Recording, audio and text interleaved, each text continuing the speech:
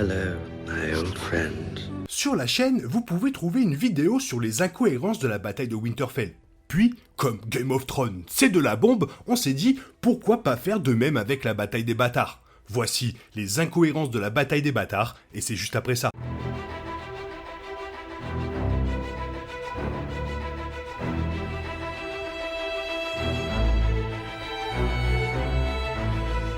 Voilà, Morgulis. Malgré sa 8e saison très critiquée, Game of Thrones reste une série acclamée par la critique et importante dans la culture pop. La série a lancé une franchise et redéfini le sens de la télévision événementielle, grâce à ses décors plus grands que nature, dont certaines des meilleures séquences de combat de l'histoire de la télévision. La bataille des bâtards, qui se concentre sur le combat tant attendu entre les maisons Stark et Bolton, en est l'exemple parfait. Il est largement considéré comme l'un des meilleurs épisodes de la série, mais il y a plusieurs détails majeurs qui dérangent toujours les fans après sa diffusion initiale sur HBO. Et on commence avec le sacrifice. Le dernier des géants, le puissant Yoon, connaît une fin horrible lors de la bataille des bâtards. Yoon est un acteur clé dans la bataille, agissant comme l'une des meilleures armes de Jon contre la force croissante de Bolton. Cependant, il meurt après que Ramsay lui ait tiré une flèche dans l'œil. La mort de Yoon ne fait qu'augmenter la tension dramatique. À ce stade, la bataille est terminée et Ramsay a déjà perdu. Yoon ne meurt pas sur le champ de bataille ou ne tombe pas en faisant un dernier combat, mais plutôt comme un dernier gros doigt d'honneur de Ramsay au public. Cependant, les téléspectateurs détestent déjà Ramsay à ce stade, ce qui déprécie la mort de Yoon.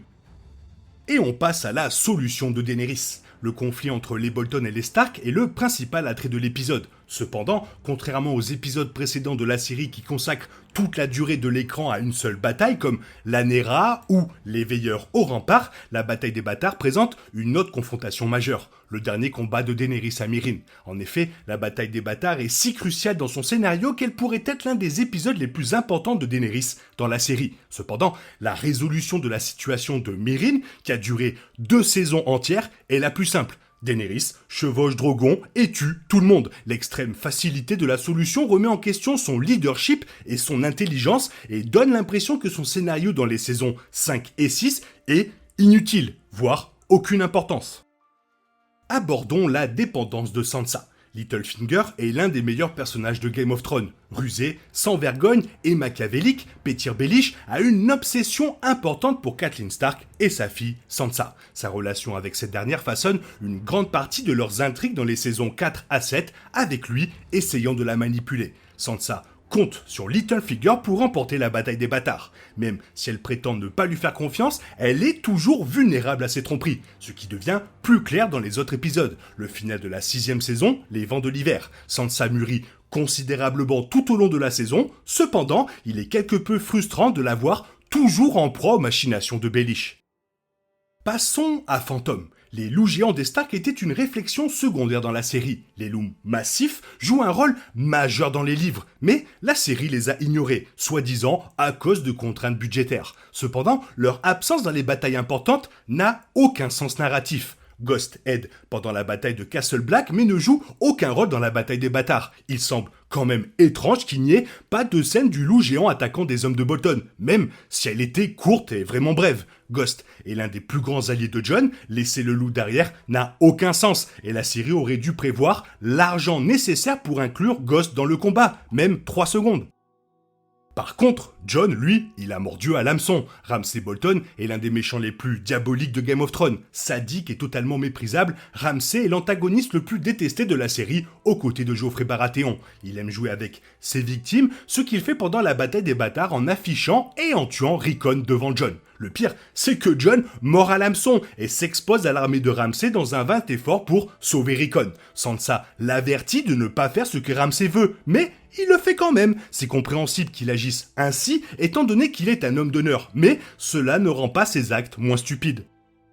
Et comment ne pas évoquer les stratégies? En parlant de stupidité, les tactiques de combat de Jon ne sont pas les meilleures. Il est célèbre pour ne rien savoir. Cependant, la série prouve à plusieurs reprises que Jon est plus intelligent qu'il en a l'air. Hélas, cette intelligence n'est visible nulle part pendant le combat proprement dit. Jon avait considérablement moins d'hommes que Ramsay et s'est laissé exposer à la cavalerie de son ennemi, permettant ainsi aux Bolton de les encercler. Les plans de Ramsay ne sont pas bons non plus, il tire des flèches de manière imprudente, tuant à la fois ses alliés et ses ennemis. Il a plus qu'assez d'hommes pour tuer ou faire prisonnier Jon. Massacrer ces hommes n'est pas nécessaire. Cela pourrait témoigner du caractère sadique de Ramsay, mais il est censé être un commandant compétent. Et là, ça ne se voit pas.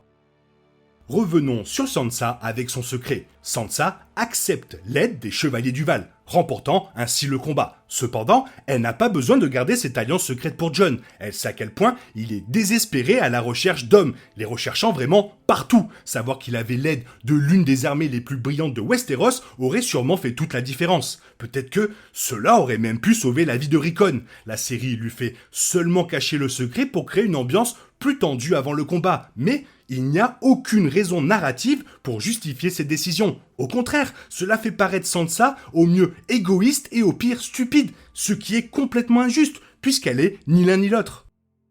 Restons sur la stupidité avec les armures invisibles. Game of Thrones est devenu célèbre pour son traitement impitoyable envers ses personnages. Du meurtre de Ned Stark aux noces pourpres et violettes, il semblait qu'aucun personnage n'était en sécurité. Tout le monde pouvait mourir à tout moment et les fans ne devraient pas trop s'attacher aux personnages. Cependant, les choses ont changé au cours des saisons suivantes, les personnages ayant une armure invisible absurde. La bataille des bâtards est l'une des confrontations les plus sanglantes de la série, mais tous les acteurs majeurs s'en sortent vivants, à l'exception du méchant. C'est ce qui se rapproche le plus d'une fin heureuse dans Game of Thrones, ce qui semble complètement déplacé dans une série devenue célèbre pour tout rejeter ouvertement.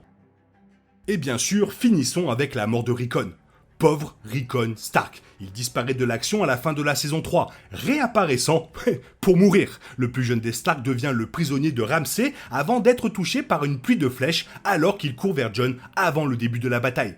La mort de Rickon est frustrante et constitue l'exemple parfait de l'écriture paresseuse qui caractérisait les dernières saisons de Game of Thrones. La mort de Rickon ne sert à rien et la série l'a probablement tué parce qu'il n'avait aucune utilité pour la suite de l'histoire. Cependant, le récit menant à sa disparition n'a aucun sens, allant du fait qu'il réapparaisse comme par magie d'un instant à l'autre pour que Ramsay puisse l'utiliser comme monnaie d'échange pour le faire courir en ligne droite. La série n'a jamais consacré trop de temps à Rickon et franchement, il méritait mieux.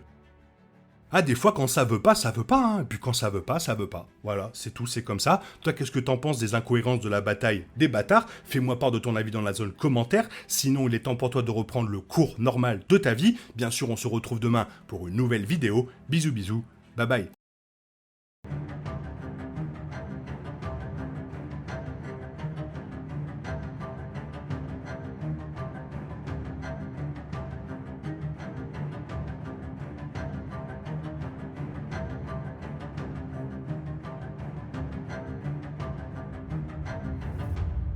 Para the Irish.